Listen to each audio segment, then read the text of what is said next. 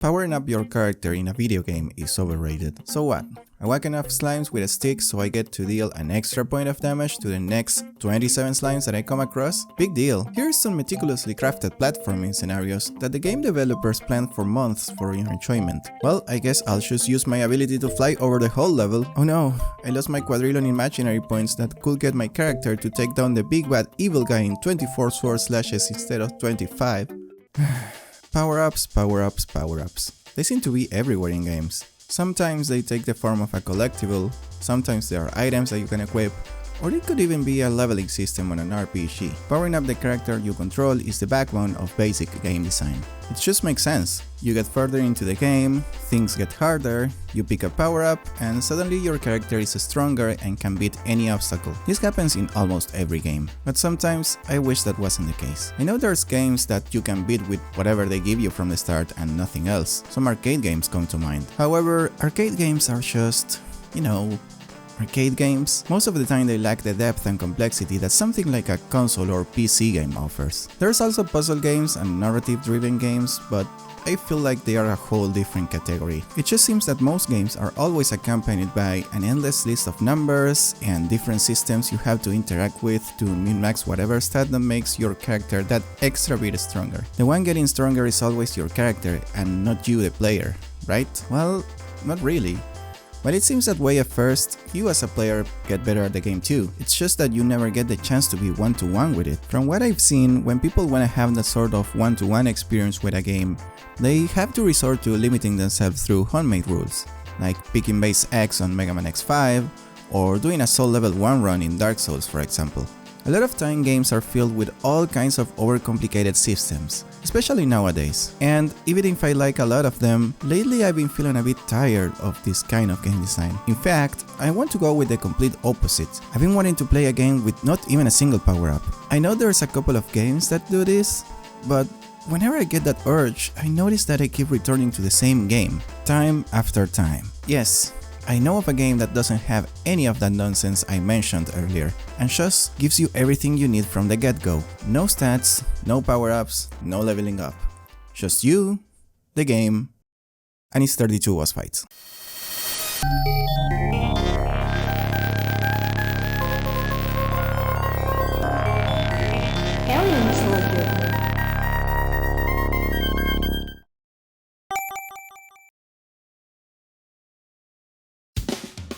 Alien Soldier is one of my favorite games of all time. Released in 1995 for the Mega Drive in Japan and Europe, and for the Genesis through the Sega Channel service, Alien Soldier was Treasure's next entry into the run-and-gun genre they have seemingly mastered with Gunstar Heroes 2 years prior. And while Gunstar was absolutely awesome, I want to talk about Alien Soldier because it kinda lives in the shadow of its older sibling. I always see more reviews and video essays talking about Gunstar Heroes, but almost never about Alien Soldier. And while I think both games are great, I think Alien Soldier does some things that I like a little bit better than Gunstar. If you're new to the channel, welcome!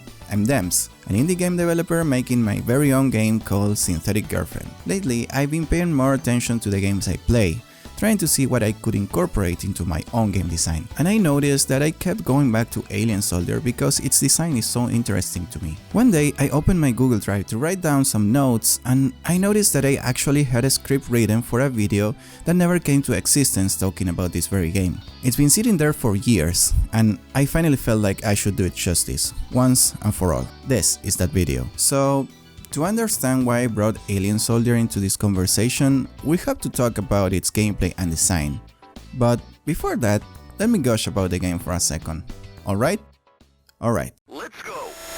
Oh my god, this game moves at about 3000 frames per second. The graphics are big and colorful, and the designs have this weird alien look to them, which I love because it goes with the theme of the game. The voice samples are the cleanest voice samples I've ever heard coming out from the Mega Drive. The sound design is punchy and clear and really satisfactory. Explosions, the hype, or whatever the hell that's supposed to be. Everything is visually shocking, fast and loud. Like, look, it's even in the title. And the music, oh my god, the music, are you even listening to it? Holy crap, this game is awesome!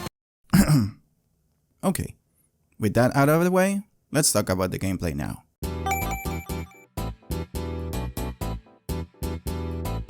I want to start with the difficulty settings, which Alien Soldier has two of, super easy and super hard. That's it, no middle ground. Now, this game has a reputation for being brutally difficult, which is true, but I wanna raise a point against that argument. You see, you might be scared about that super hard difficulty over there, but let's ignore it for a second and take a look at the other one. If I had to be completely honest, super easy isn't that easy either for a first-time player, but it's definitely easier than super hard. There's a couple of things super easy does to alleviate some of the challenge. Here's what I found through playing the game in both settings. You have infinite continues in super easy compared to super hard only 3. You can also put in passwords to start from any stage you want in the super easy difficulty. In super hard, you have to beat the game in one go. You deal way more damage to the enemies than in super hard, making it easier to take them down. Dying takes you back to the weapon select screen before dropping you at the start of the stage you died at. This allows you to change your strategy and try out other weapons that might work better. In super hard, you should stick to whatever weapons you pick at the beginning of the game. There's some extra health items if you're playing in super easy, and it also adds some extra platforms here and there to make traversing through the levels a bit less challenging. Lastly, if you hit pause, you can slow down the game speed to a crawl if you want. This is particularly nice, because Alien Soldier is a fast game, so you might want to tinker with these settings until you find something that's comfortable for you and build up from there. I also have to mention that you can do this at any time during gameplay. Okay, now that the difficulty settings are out of the way, let's talk about the tools the game gives you. First of all, the weapons. There's 6 weapons in Alien Soldier. No more, no less. This is all you need. You can only pick 4 of them at the same time, so there's some room for replayability and experimentation. When starting a new game, you get this setup screen that shows you the weapon's properties. In no particular order, the weapons are Buster Force, which is your regular pea shooter but on steroids, Flame Force, which is a flamethrower with short range, nice damage but limited ammo, Sword Force, which is like a weird laser weapon that follows your movement, Ranger Force, which is your classic spread shot weapon that I'm not a particular fan of, Homing Force, which is your homing weapon option. Does little damage, but hey, homing attack. And finally Lancer Force, which is your glass cannon type of weapon. It does massive amounts of damage, but has very limited ammo. Also, if you run out of ammo, it's not like you can kill anyone, but rather Epsilon will shoot these empty shells that do little damage but work well as a last resort weapon. This will become extremely relevant later, so we'll put a pin on that. Okay, so you got your weapons figured out. Just select one with the A button and shoot with B, right? Not so fast. Before killing the bad guys, you need to know about the firing modes. You see, this feature was present in Gunstar Heroes, albeit in a more limited way. Alien Soldier definitely improves upon it, and personally, I like it way better. In Gunstar you could play as either red or blue. Both heroes having different weapon firing modes. While red keeps running around while firing his weapon, thus giving you more movement freedom, blue will come to a complete halt when shooting, taking away some movement options but giving you more precise control over your aim.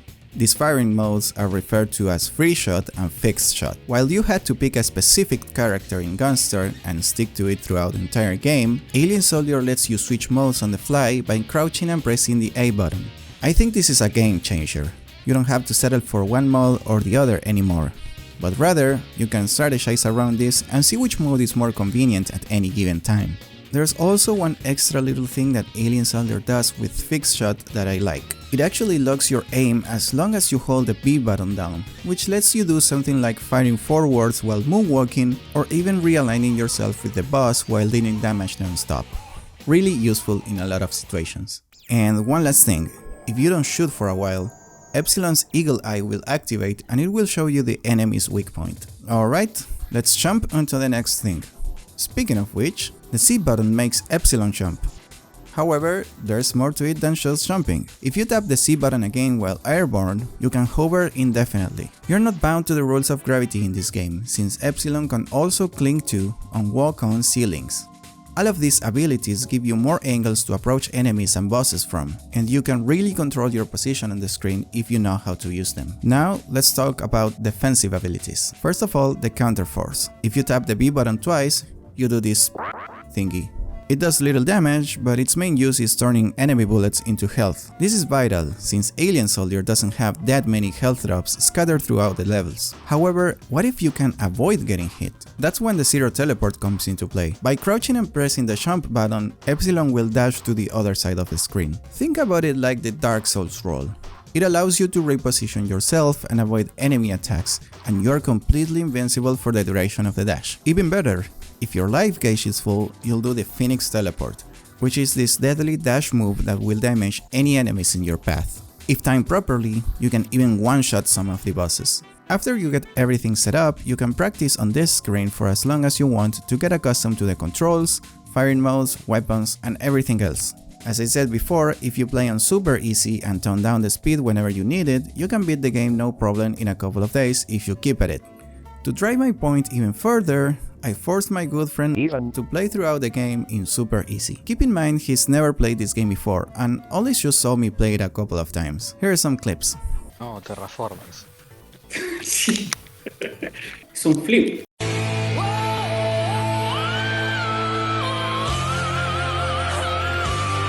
No. Y aparte tenés que identificar qué movimiento va a hacer, porque o te tira el láser o hace el monkey flip o se va para adelante.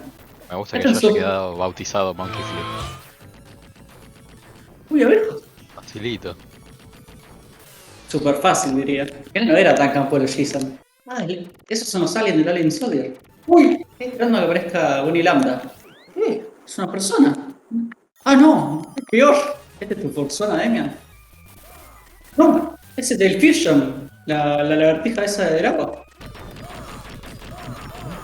Game over.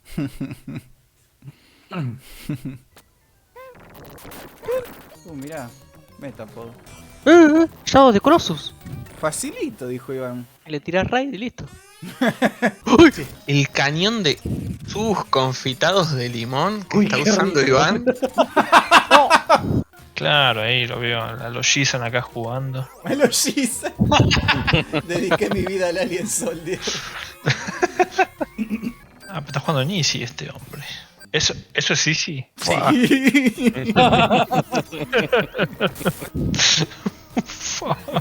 ¿Ves todas esas plataformas, Iván? Sí. Eso es porque estás jugando en Super Easy. Super easy encima, ni siquiera es easy. No era Easy, es Super Easy. Esa es toda la ayuda que te da el juego. Hasta el Bondiga. Le tenés que tirar fuego a ese porque es como cárnico. Claro, lo ponemos en la plancha. Un pati volador, técnicamente. Parece algo salido de Berserk. Sí. Podría tranquilamente. Yo estaba antes en el episodio 14 acá también. No, Sonic the Hedgehog. Sonic Underground. ¿Qué? Tomá. Bueno, Artemis Ya. Force. no termina más, boludo. Y son 5 fases, Seven Force. ¿Por qué no 7?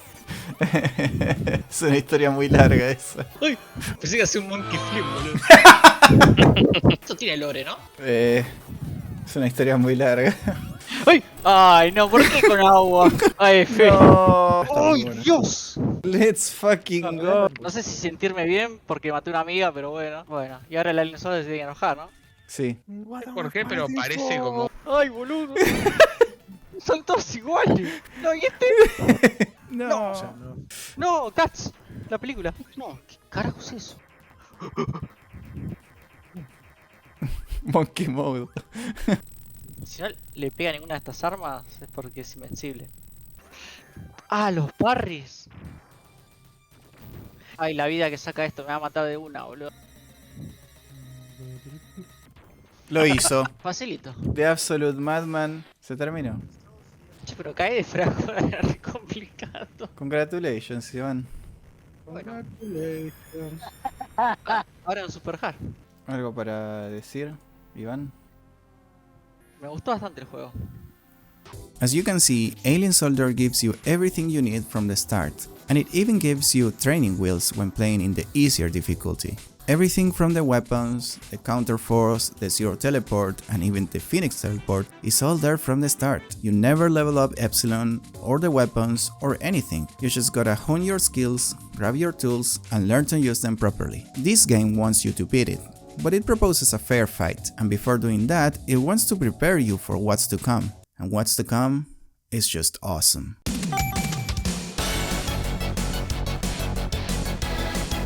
Alien Soldier really shines at super hard. It has no slowdown feature, the enemies hit harder, and overall it's more difficult as it should be. This game was planned to be played like this from the start. In fact, according to developer interviews, the game was even harder while being developed. It's clear that super easy was probably an afterthought and something the team added later down the line. I mentioned before that Alien Soldier is kind of a boss rush game. There's some platforming and run and gun sections, but the game's most distinct feature is the creativity that's been put into each and every boss fight, which this game is in short supply of. So, in order of appearance, I'm gonna quickly walk you through each one of the bosses and what makes them unique before reaching the section that I personally like to call the Final Gauntlet. Alright, let's begin with Jet Reaper. Aim for the head and beware of the erratic nature of his movements. Next is Android. Try to one-shot him with a Phoenix Teleport too. You can also counterforce his Yellow Vomit. For the floating eyeball, just Phoenix Teleport him to Oblivion. Shell Shogun. Aim for the head. You can hover to get the headshots easily. Sniper Honey Viper. You have to lure him towards the left side of the screen so you can zero teleport behind him and start blasting his ass. Madame Barbar. Get the Phoenix Teleport in if you can, then shoot her face until she dies. Beware of the little crabs, they'll spin you around. Next up is Joker. You can defeat him easily if you bring Flame Force into the fight. Robocop Robots. This guy dies in a couple of Lancer Force shots. If you can get a Phoenix Teleport in, even better. Okay, Flying Neo is next. This guy is an absolute douche. What I try to do usually is to get a Phoenix Teleport in and then shoot his face as much as I can with the Buster or Flame Force. Okay, we have reached the end of the first act. She-Tiger is next. This guy moves around the whole screen, has several different attacks, and is unpredictable as heck. Flame and Lancer are great weapons, but you have to shoot at his chest or else you won't deal much damage. Next up is Gorgura. There's a quick kill setup for this guy. Just hover on this corner and Phoenix Teleport into the right side of the screen when he's about to dive. Spinning Fan Guy. I usually just try to Phoenix Teleport him and shoot Lancers at him. However, my friend Matt discovered a technique that I didn't know until now.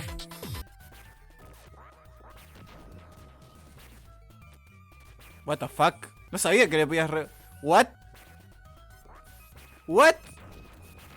What the fuck? Hola. Yeah, you can send his shot back and this will do insane amounts of damage. Thanks, Matt. Rock Lobster. Just zero teleport to the side when he's about to hit you with his sword claws and get some shots in when you can. Sometimes he'll do this dive attack where you can kill the small lobster to get to full health. Water Worm. This guy won't bother you much if you know how to dodge and hover around him. However, you can kill him quickly with some Lancer Force shots and get yourself to max health. Metapod and Butterfree. This boss has two phases, the Cocoon and the Butterfly. You can one-shot the Cocoon with a Phoenix Teleport. For the Butterfly, I just try to stay below him and shoot the larvae for health drop so I can Phoenix Teleport him to death. Just make sure not to stay in front of him or he'll swing you around with his string attack. Tunnel Vision. This guy is easy enough, just keep shooting at him so you can light up the screen and see what he's doing. Flowey from Undertale. Bounce back the saplings and Phoenix Teleport her to death. Beware of the thorns, those can be really sneaky. You can zero teleport to get rid of them. Mothra. This boss is a joke. Just Flame Force him to death. Like, literally don't even stop firing at him and he'll be dead in a second. Backstringer. Okay, this one is a little bit tricky, but I love the concept. The spider will come out and eat the head of the moth from the previous boss fight. Then, you use his wings as a platform. After that, the spider will shoot these fireballs at you, which you can counterforce by the way, and baby spiders will come out from below to try to bring down the moth. You have to be fast, because if they take the moth away, you won't have any platform to stand on, and that's when things can go really bad. There's a quick kill setup that's a bit more advanced, but if you can pull it off, you'll dispose of the spider in no time. Alright, Epsilon 1. Just try to dodge the lasers by jumping above him when he does the dive attack. He'll constantly realign himself with you, so you have to shoot him between the claws. We have reached the end of Act 2. After watching a cutscene, we open Act 3 with the Destroyer Mark II. Not much can be said about this guy. Shoot him when you can, counter the bullets and bounce the tiles back. Don't stand too close though, or he'll do this electric attack that comes out really quick and gives you no reaction time. The lasers don't do shit, so don't worry about them. Jampan, a Treasure classic. This is like Treasure's mascot in a way.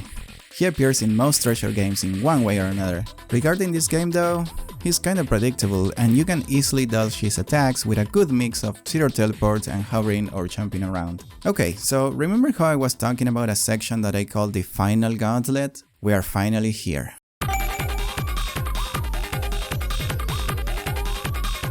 So, we have reached the Final Gauntlet. This section starts on the 7th Force boss, specifically in the 3rd phase. So why do I call this section the Final Gauntlet?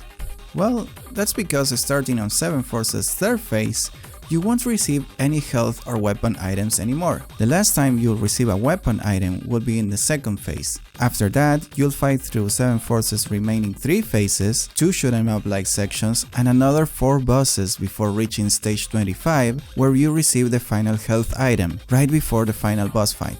This section is really tricky and a run killer. I know I died here so many times when I was practicing my no-death run. Now that I set up the stage, let's talk about the Final Gauntlet. So here she is, Kaede Nanase, the 7th Force girl. This boss is essentially 5 bosses in a single fight. And you might be asking, why is it called a 7th Force boss if there's only 5 phases? Yeah, well, the easy explanation is that this game is unfinished. But that's a discussion for another day. So Kaede starts with the Valkyrie Force. Not much to be said about this one, just zero teleport around and try to aim at the chest. Be careful of the kicks, rocket punches and the boomerang and you'll be fine. Medusa Force is next. This section is interesting.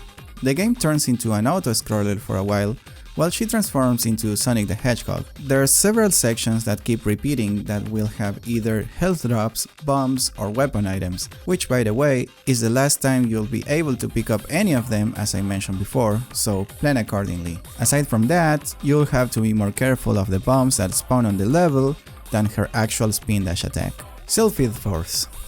This one is easy enough, just stay by the left side and shoot her when she has her guard down. Not much else can be said. Artemis Force. The tail is the weak point. You can also stand up close to her to bait her into shooting a fireball that you can counter. Just be careful because the fireball has a couple of different patterns. Siren Force. This phase is the trickiest one yet. She'll spawn mines that keep spinning around the water while swinging her spiked tentacles towards you. It's a lot to take in at first. Keep in mind that the water also has a current that swings you around, so controlling Epsilon is a bit hard too. Fire-based weapons like the Flame Force and the Ranger Force are useless here, so I hope you're carrying something else than just those. Alright, after defeating 7th Force, you'll play through a section that's kind of like a shoot-em-up game where you dodge asteroids. You can counter first said asteroids to reveal health drops. Careful though, some of them will troll you and spawn a bomb.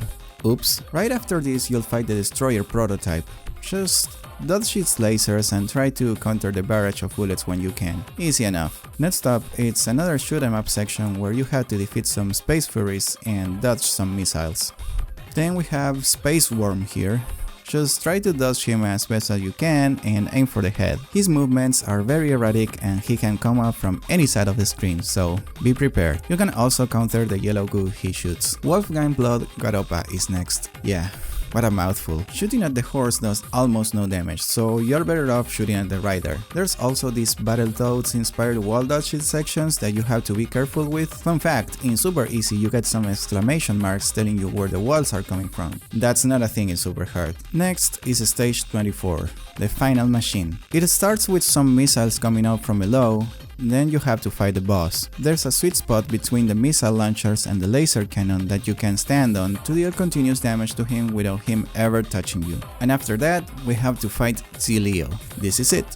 Z-Leo, the final boss. Everything you learn throughout the game converges on this point. Z-Leo is immune to any weapon. No matter what weapon you bring into the fight, it won't damage him.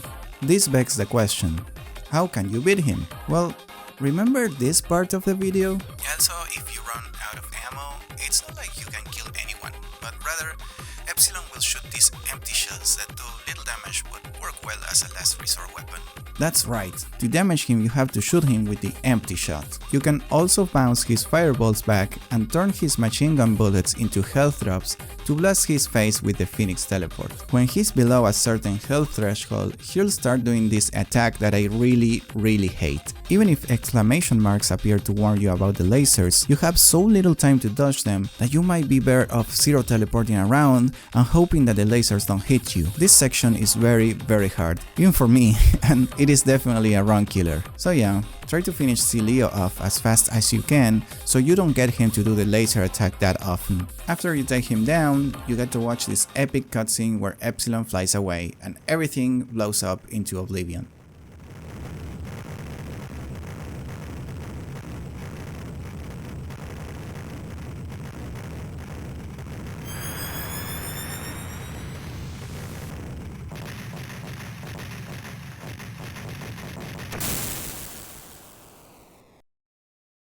And that's it. What I love about this final boss fight is that no matter how many health items you got, no matter how many weapon power-ups you got... Wait, what was that? Oh, right.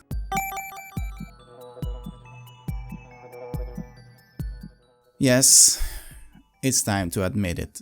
There's power-ups in this game too. But wait, before you close the video, let me explain. You see, these aren't your traditional power-up items.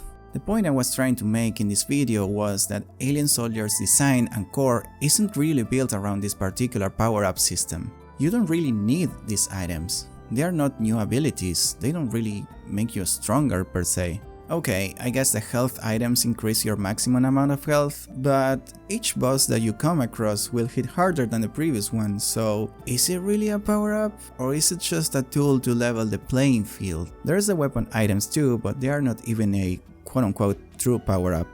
I mean, let's say you have the Buster Force selected, and then you pick a weapon item, and it's currently showing you the Flame Force icon. Even if it says power up, what you'll do is just change that Buster Force weapon into a Flame Force weapon, completely taking away your previous Buster Force. You won't even gain any extra ammo either. The only way to get extra ammo for that weapon slot is to pick up the weapon item when its icon is the same as the weapon you have selected. You can even shoot at the weapon item to turn its icon into that weapon. Then again, even if you got more ammo, the bosses get tougher and have more health. Not to mention, having maximum ammo on all weapons doesn't really matter for the final boss fight. So again, is it really a power-up? Alien Soldier does not depend on you strictly picking these items up. It's not like you need them to progress, it's not like you get a huge benefit from picking them up either. They are just another tool in your arsenal of tools. You can choose to use them or not. I have even seen some speedruns where people sometimes deliberately chose to skip some health and weapon items. I've even seen playthroughs where people use the weapon items to change whatever current weapon they were using into a more useful one for that particular section. So what's the whole point of it? Well, they are just nice options to have, especially the weapon items. These items are not forced onto you, and they don't change the core gameplay of the game. They are not overpowered and don't throw the balance of the game off either. All of the mechanics and systems this game has don't have any substantial effect on the character you control, Epsilon Eagle, but rather the whole game is built in a way that you, as a player, will become progressively better at it until you can do incredible things such as beating it in the hardest difficulty without dying. Okay, we got him. There we go. First try. Oh my god. I thought I was done for a second. The majority of the games I've seen and played always power up the character you control, the avatar, the game's protagonist. And even if this is a tried and true piece of game design, I've always found the disconnect a bit jarring. Alien Soldier never really does that, and right from the get-go offers everything you need to become the super player you are meant to be, taking this power away from the video game character and ultimately giving that power to the player.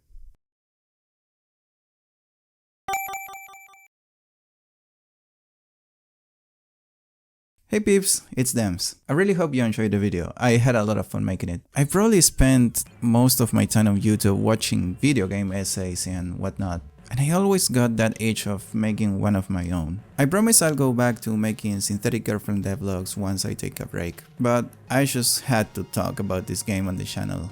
I can never shut up about it. For real. I wanted to show you some extra stuff that I couldn't figure out where to put in the essay. Going through the manual, I found out about a bunch of interesting stuff. Like, for example, I didn't know Epsilon Eagle was from South America. I like to think he is Argentinian, just like me. Stages 10 to 13 also take place in South America. It should have figured out with all the jungle backdrop and the giant lobster. Yeah, that's on me. There's also a gay couple in this game. That's some progressive stuff right there for 1995 standards. And finally, one of the things that I really like about the game, that I couldn't talk much about it in the video, is the soundtrack, which I'll play for a bit right now so you can appreciate it. Huh, that sounds oddly familiar. Oh shit.